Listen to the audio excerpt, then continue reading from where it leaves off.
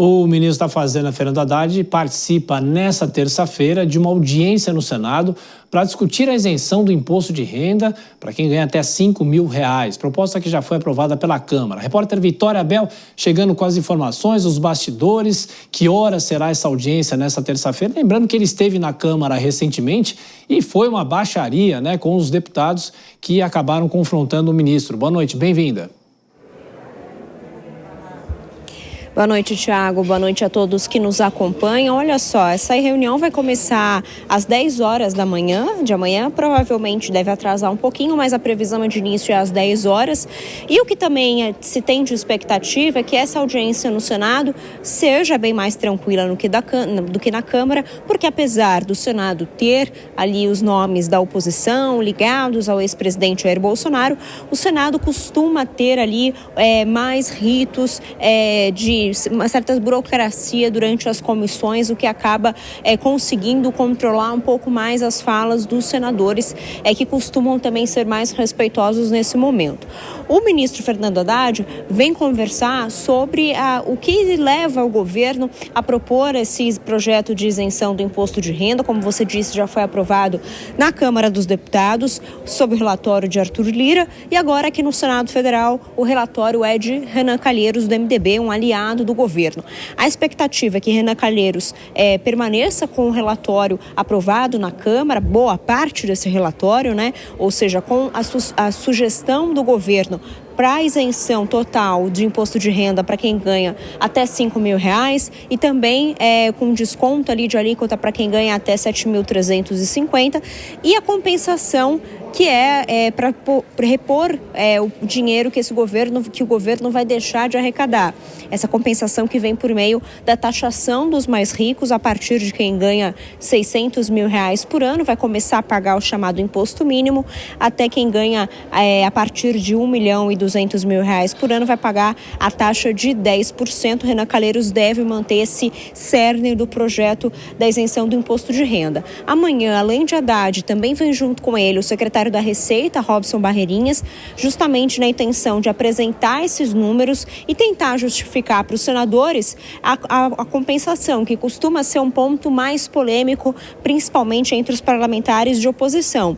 O líder do PL, Carlos Portinho, por exemplo, já nos disse ser contra esse formato de compensação, porque ele acha que pode pesar muito para os médios empresários, também para os profissionais autônomos, e ele deve questionar isso também durante a audiência, e o ministro Fernando Haddad e o secretário da Receita devem defender esse modelo de compensação, além de apresentar os números amanhã durante a Comissão de Assuntos Econômicos aqui do Senado. Tiago.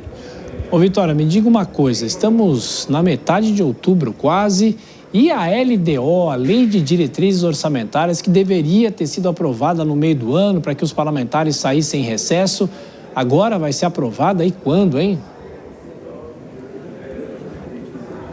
Pois é, quase sempre atrasa, Quase todo ano é a mesma novela, a gente fica esperando a LDO ser votada, a LOA vem quase já perto do Natal, mas fato é que a LDO deve ser votada. A expectativa dos parlamentares e do presidente da Comissão Mista de Orçamento, Efraim Filho, é que ela seja votada amanhã na Comissão Mista de Orçamento. Caso ela seja aprovada, ela segue para o plenário do Congresso Nacional, que deve ter uma sessão chamada para quinta-feira, de acordo com o presidente Davi Alcolumbre.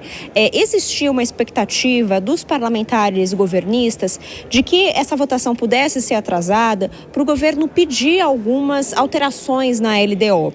Porque a LDO ela traz a meta fiscal que o governo precisa cumprir no ano que vem, além de todas as diretrizes orçamentárias. E vamos lembrar que a meta fiscal do governo para 2026 é de superávit, de cerca de 34 bilhões de reais, só que o governo perdeu uma medida provisória na semana passada, a gente noticiou aqui, medida provisória essa que era da taxação das aplicações financeiras, ou seja, também atingia uma camada mais rica da população e poderia evitar um gasto do governo de até 10 bilhões de reais, além de dar uma arrecadação de até 20 bilhões de reais. Portanto, um prejuízo para o governo já de 30 bilhões de reais.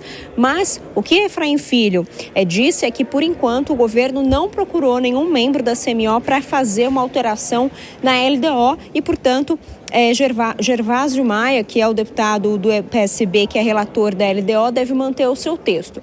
E o que a gente destaca também é que esse texto da LDO vai continuar prevendo aquele calendário de pagamento de emendas obrigatório, com uma data obrigatória de execução para as emendas até julho do ano que vem, 3 meses antes do pleito eleitoral, antes das eleições, porque isso, durante as eleições, não pode ter ali pagamento, benefícios para deputados e também nem para as bases eleitorais deles.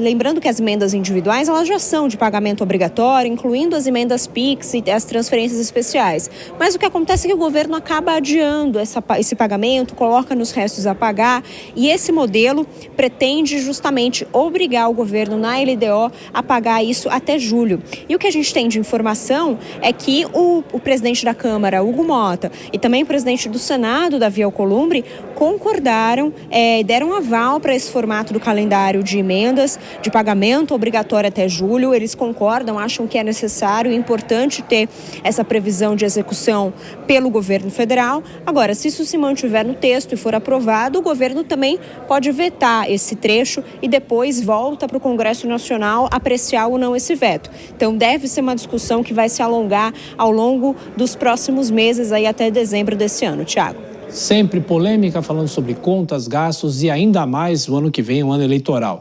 Vitória Bel com todos os bastidores do túnel do Senado. Você retorna já já na nossa programação.